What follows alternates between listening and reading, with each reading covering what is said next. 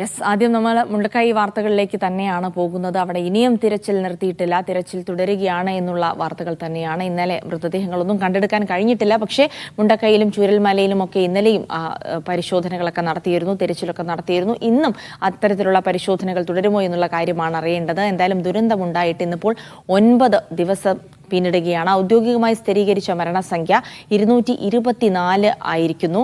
വിവിധയിടങ്ങളിൽ നിന്നായി 189 ശരീരഭാഗങ്ങളും കണ്ടെടുത്തു.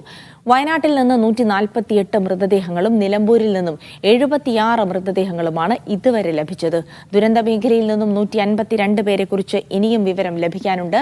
ദുർഘടമായ ഇടങ്ങളിൽ ഹെലികോപ്റ്റർ ഉപയോഗിച്ചുകൊണ്ടുള്ള തിരച്ചിൽ ഇന്നും തുടരും.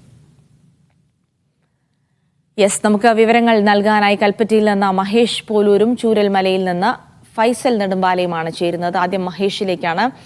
മഹേഷ്, നമ്മൾ കണ്ടതാണ് ഇന്നലെയൊക്കെ ഹെലികോപ്റ്റർ ഉപയോഗിച്ചുകൊണ്ട് സൺറൈസ് വാലിയിലടക്കം വളരെ ദുർഘടമായ രക്ഷാദൗത്യം നടത്തിയിരുന്നു. പക്ഷേ വിദഗ്ധരടങ്ങിയ സംഘമാണ്. പക്ഷേ മൃതദേഹങ്ങളൊന്നും കണ്ടെത്താൻ കഴിഞ്ഞിട്ടില്ല. ഇന്നും അതുകൊണ്ട് തന്നെ അതേ രീതിയിലുള്ള തിരച്ചിൽ തുടരുമോ? കാരണം മുഖ്യമന്ത്രി അടക്കം വ്യക്തമാക്കിയത് എല്ലായിടവും ഇനി തിരച്ചിൽ നടത്താനുള്ള ഒരു മേഖല ബാക്കിയാക്കരുത്, ആ രീതിയിൽ ഉള്ള തിരച്ചിൽ അവിടെ നഷ്ടപ്പെട്ട ആളുകൾക്കായി നടത്തണമെന്ന് തന്നെയാണ്. അതിന്റെ ഭാഗമായി ഇന്നും ഇന്നലത്തേത് പോലെ തന്നെയുള്ള ഒരു തിരച്ചിൽ, വിദഗ്ധരടങ്ങുന്ന സംഘത്തിന്റെ തിരച്ചിൽ ഈ സൂചിപ്പാറയിൽ നടക്കുമോ?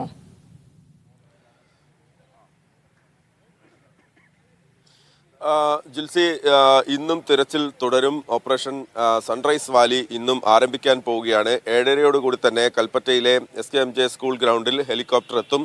ഞങ്ങളിപ്പോൾ നിൽക്കുന്നത് ആ സ്കൂളിലാണ്. നമുക്ക് കുറെ കൂടി ആ ദൃശ്യങ്ങളിലേക്ക് പോകാം എന്ന് തോന്നുന്നു. അവിടെ നമ്മൾ ഇന്നലെ തന്നെ പറഞ്ഞതാണ്, ഈ ഇന്നലത്തെ നിന്ന് വ്യത്യാസമായി ഇന്നൊരു കെഡാവർ ഡോഗിനെ കൂടി ഈ സംഘം കൊണ്ടുപോകുന്നുണ്ട്. അതായത് ദുർഘടമായ വനമേഖലയിൽ ഈ കെഡാവർ ഡോഗിനെ കൂടി ഇറക്കിയുള്ള ഒരു പരിശോധനയാണ് ഇന്ന് നടക്കാൻ പോകുന്നത്. ഇന്നലെ അവിടെ എത്തിയ രക്ഷാസേനാംഗങ്ങൾക്ക് 12 അംഗ സംഘത്തിന് ഇന്നലെ മൃതദേഹങ്ങളോ അല്ലെങ്കിൽ ശരീരഭാഗങ്ങളോ ഒന്നും കണ്ടെത്താൻ സാധിച്ചിരുന്നില്ല. പക്ഷെ അവിടെയെല്ലാം ദുർഗന്ധം ഉണ്ടായിരുന്നു, വമിക്കുന്നുണ്ട്. മനുഷ്യ ശരീരത്തിന്റെ സ്മെൽ ആ ഭാഗത്തുണ്ട് എന്നുള്ള ഒരു കാര്യം ഈ രക്ഷാസേനാംഗങ്ങൾ തന്നെ പറഞ്ഞിരുന്നു. ആ സാഹചര്യത്തിലാണ് ഇന്നൊരു കെഡാവർ ഡോഗിനെ കൂടി ഹെലികോപ്റ്ററിൽ കൊണ്ടുപോയി ഈ മേഖലയിൽ ഡ്രോപ്പ് ചെയ്തുള്ള ഒരു പരിശോധന നടക്കുന്നത്. ഈ കെഡാവർ ഡോഗ് ഇന്ത്യൻ സൈന്യത്തിനൊപ്പമുള്ള മോണി എന്ന് പറയുന്ന ഡോഗാണ്. നമുക്ക് ഇപ്പോൾ മോണിയെ ദൃശ്യത്തിൽ കാണാം. മോണി ഉത്തരാഖണ്ഡിലെ പ്രളയ സമയത്ത് ഉൾപ്പെടെ സൈന്യത്തിനൊപ്പം ചേർന്ന് പ്രവർത്തിച്ച ഒരു ഡോഗാണ്. അപ്പോൾ അതുകൊണ്ട് തന്നെ കുറെ കൂടി ഇന്ന് ഒരു തിരച്ചിലിന് കുറെ കൂടി ഒരു വേഗം കൂടും, അല്ലെങ്കിൽ ഒരു കൃത്യതയാർന്ന ഒരു തിരച്ചിൽ ഇന്ന് നടക്കാനുള്ളൊരു സാധ്യതയുണ്ട്. ഒരു നേരിയ ആശ്വാസം എന്ന് പറയുന്നത് ഇന്ന് മഴ പൂർണ്ണമായും മാറി നിൽക്കുന്നുണ്ട് എന്നുള്ളതാണ്. ഇതുവരെ മഴയോ മഴക്കാറോ ഒന്നും തന്നെ വയനാടിൻ്റെ മുകളിൽ ആകാശത്ത് കാണാനില്ല എന്നുള്ളതാണ്. ഇന്നലെ ഈ സമയത്ത് നല്ല മഴയായിരുന്നു. അതുകൊണ്ട് തന്നെ ഇന്നലെ ഹെലികോപ്റ്റർ ഇറങ്ങാനും മറ്റുമൊക്കെ വലിയ സമയമെടുത്തിരുന്നു. രാവിലെ 8 മണിക്ക് പറഞ്ഞിരുന്ന ദൗത്യം ഇന്നലെ ആരംഭിക്കുമ്പോൾ തന്നെ 11 മണി കഴിഞ്ഞിരുന്നു. ഇന്ന് കുറെ കൂടി നേരത്തെ എത്തും.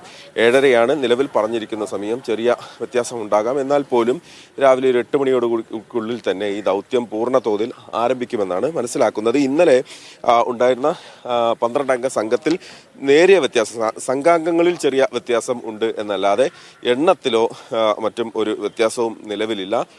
12 അംഗ സംഘത്തിൽ 6 പേർ ഇന്ത്യൻ സൈന്യത്തിലെ കഥക് വിഭാഗത്തിൽപ്പെട്ടിരിക്കുന്ന സേനാംഗങ്ങളാണ്. 4 പേർ കേരള പോലീസിന്റെ സ്പെഷ്യൽ ഓപ്പറേഷൻ ഗ്രൂപ്പിന്റെ ഭാഗമായുള്ള കമാൻഡോസ് ആണ്. ഇന്നലെ പോയ അതേ കമാൻഡോസ് തന്നെയാണ് ഇന്നും ഈ സംഘത്തിനൊപ്പം ഉള്ളത്. അതുപോലെ തന്നെ വനമേഖലയിലേക്ക് പോകുമ്പോൾ കേരള ഫോറസ്റ്റിലെ 2 ഉദ്യോഗസ്ഥരും വനം വകുപ്പിലെ 2 ഉദ്യോഗസ്ഥരും ഇവർക്ക് ഒപ്പമുണ്ട്. ഇന്നലത്തെ ഓപ്പറേഷൻ 4 കിലോമീറ്റർ ദൂരത്തിലാണ് അവിടെ നടന്നത്. ഈ ഓപ്പറേഷൻ എന്ന് പറയുമ്പോൾ ഈ ഹെലികോപ്റ്ററിന്റെ പ്രത്യേക ധ്രുവ് ഹെലികോപ്റ്റർ, സാരംഗ് എന്ന് പറയുന്ന ധ്രുവ് ഹെലികോപ്റ്ററാണ്, എയർഫോഴ്സിന്റെ ഹെലികോപ്റ്ററാണ് ഉപയോഗിക്കുന്നത്.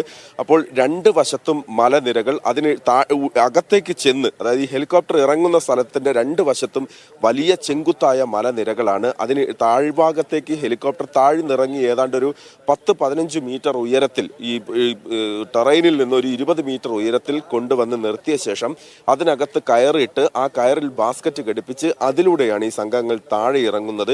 താഴെ ഇറങ്ങുമ്പോൾ തന്നെ വലിയ വഴുക്കുള്ള പാറയും വെള്ളം കുത്തൊലിപ്പ് വളരെ കുറവാണ് എന്നാണ്, താരതമ്യേന കുറവാണ് എന്നാണ് പറഞ്ഞിരിക്കുന്നത്. അതായത് ദുരന്ത സമയത്തുണ്ടായിരുന്ന കുത്തൊഴുക്ക് ഇന്ന് ആ വനമേഖലയിലില്ല, പുഴയിലില്ല. അപ്പോൾ അവിടെ ഇറങ്ങിയ ശേഷം ഏതാണ്ട് 4 കിലോമീറ്ററാണ് ഇന്നലെ സംഘം നടന്നത്. 2 വശങ്ങളിലുമായി 4 കിലോമീറ്റർ ഇന്നലെ നടന്നാണ് സംഘം തെരച്ചിൽ നടത്തിയത്. അതിനുശേഷം ഒന്നും ലഭിച്ചിരുന്നില്ല. പക്ഷേ ചില സംശയങ്ങളുണ്ട്. ചില ഇടങ്ങളിൽ ചെല്ലുമ്പോൾ മനുഷ്യ ശരീരത്തിൻ്റെതായിട്ടുള്ള ദുർഗന്ധം എത്തുന്നുണ്ട്. അപ്പോൾ ആ ഭാഗത്ത് കുറെ കൂടി ഒരു പരിശോധന നടത്തും. അതോടൊപ്പം തന്നെ 2-2.5 കിലോമീറ്റർ ദൂരം കൂടി ഇനിയും താണ്ടാനുണ്ട്. ആ മേഖല കൂടി ഇന്നും കൂടി കൃത്യമായ ഒരു പരിശോധന നടത്തുക എന്നുള്ളതാണ്. അതായത് മഹേഷ് നേരത്തെ സൂചിപ്പിച്ചതുപോലെ തന്നെ ഒരു സ്നിഫർ ഡോഗിനെ കൂടെ കൊണ്ടുപോകുന്നത് ഈ ഒരു ഉദ്ദേശത്തിലായിരിക്കണം. കാരണം ഇന്നലെ ഈ പ്രദേശത്തൊക്കെ എത്തിപ്പെട്ടതാണ് ഈ പ്രത്യേക സേനാംഗങ്ങൾ. പക്ഷെ അവർക്ക് പലയിടത്തേക്കും ഒരുപക്ഷെ എനിക്ക് തോന്നുന്നു ദുർഘടമായ പാതയിലേക്കൊന്നും കയറാൻ പറ്റിയിട്ടില്ല. അവിടെ ഈ നായകളുടെ സേവനം ഉപയോഗപ്പെടുത്തിക്കൊണ്ടുള്ള തെരച്ചിലായിരിക്കും ഇന്ന് ലക്ഷ്യമിടുന്നത്, അല്ലേ?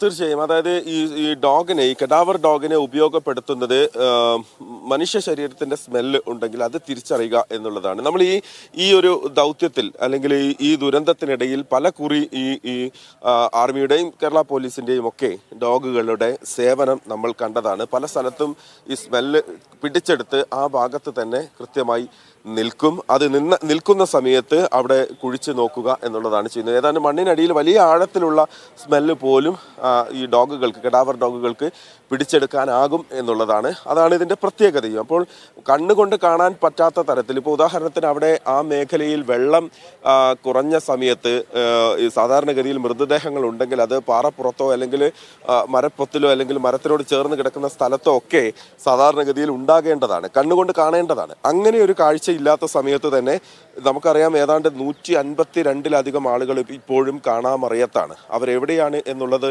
നമുക്ക് ആർക്കും അറിയില്ല. അത് മണ്ണിനടിയിൽ ഉണ്ടാകാം, ഒരു പക്ഷേ ഈ പുഴയോരത്തുണ്ടാകാം.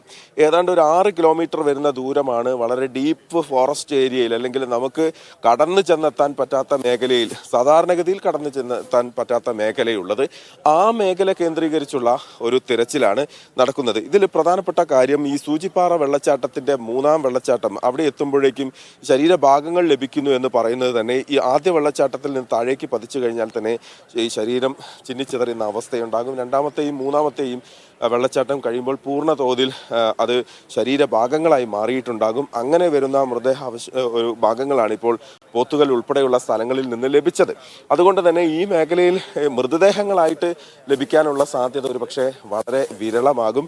ശരീരഭാഗങ്ങളാവാം അല്ലെങ്കിൽ മറ്റ് ഉള്ള കാര്യങ്ങളാവാം. അപ്പോൾ അതൊരു നമ്മളെ സംബന്ധിച്ച് അതൊരു വലിയ സങ്കടം ഉണ്ടാക്കുന്ന കാര്യമാണ്. നമ്മുടെ പ്രിയപ്പെട്ടവരുടെ ശരീരഭാഗങ്ങൾ ഇങ്ങനെ വനമേഖലയിൽ തിരയുക എന്ന് പറയുന്നത്. പക്ഷേ ഇതിന്റെ ഒരു പൂർണ്ണ തോതിലുള്ള ഒരു തെരച്ചിൽ, അതിന്റെ ദൗത്യം പൂർത്തിയാക്കേണ്ടതുണ്ട്. ഒരാളുടെ പോലും കണ്ടെത്താതെ പോകരുത് എന്നുള്ള ഒരു നിശ്ചയദാർഢ്യം ഈ തെരച്ചിലിന് മുന്നിലുണ്ട് എന്നുള്ളതാണ്. എന്തായാലും അല്പസമയത്തിനകം തന്നെ ഇവിടെ ടീം റെഡിയാണ്, പോകാനുള്ള ടീം റെഡിയാണ്, ഈ ദൗത്യത്തിന് ഇറങ്ങാനുള്ള ടീം ഇവിടെ സജ്ജമാണ്. ഇനി ഹെലികോപ്റ്റർ എത്തുക എന്നുള്ളതാണ്. മനസ്സിലാക്കിയിടത്തോളം കോയമ്പത്തൂരിൽ നിന്നാണ് എയർഫോഴ്സിന്റെ ആ ഹെലികോപ്റ്റർ ചോപ്പർ ഇങ്ങോട്ടേക്ക് എത്തുക. 7:30 കൂടി എത്തും. അതിനുശേഷം ദൗത്യം ആരംഭിക്കും. ഇന്നലെ പറഞ്ഞതുപോലെ തന്നെ 2 ഘട്ടം. ശരി മഹേഷ്, എന്തായാലും നമുക്ക് ഇന്നലെ കണ്ടതുപോലെ തന്നെയുള്ള ഓപ്പറേഷൻ സൺറൈസ് വാലി ദൗത്യം ഇന്നും ആരംഭിക്കുമെന്നുള്ളത് തന്നെയാണ്. അല്പസമയത്തിനകം അവിടെ സേനാംഗങ്ങളൊക്കെ തയ്യാറായി നിൽക്കുന്നുണ്ട്. ഇനി ചോപ്പർ എത്തിയ ശേഷമായിരിക്കും അങ്ങോട്ടേക്ക് പോവുക. ഇന്ന് ദൗത്യ സംഘത്തിൽ പ്രത്യേകിച്ച് മാറ്റങ്ങളില്ല. ഒരു കഡാവർ നായയെ കൂടെ ഉൾപ്പെടുത്തിയിരിക്കുന്നു എന്നുള്ളതാണ്. ഇന്നലെ സൂചിപ്പാറ 2 മലയിടുക്കുകൾക്ക് അടിയിലുള്ള പ്രദേശമാണ്. അവിടെ കടന്നു ചെന്ന് ഒരു ദൗത്യം നടത്തുക എന്നുള്ളത് അതീവ ദുഷ്കരമാണ്. ഇന്നലെ ആ ദൗത്യം നടത്തിയിരുന്നെങ്കിൽ പോലും ഇനിയും കൂടുതൽ മൃതദേഹങ്ങൾ അവിടെ ഉണ്ടായേക്കാം എന്നുള്ള ഒരു സംശയത്തെ തുടർന്ന് ഇന്ന് വീണ്ടും അതേ രീതിയിലുള്ള ദൗത്യം തുടരുകയാണ്.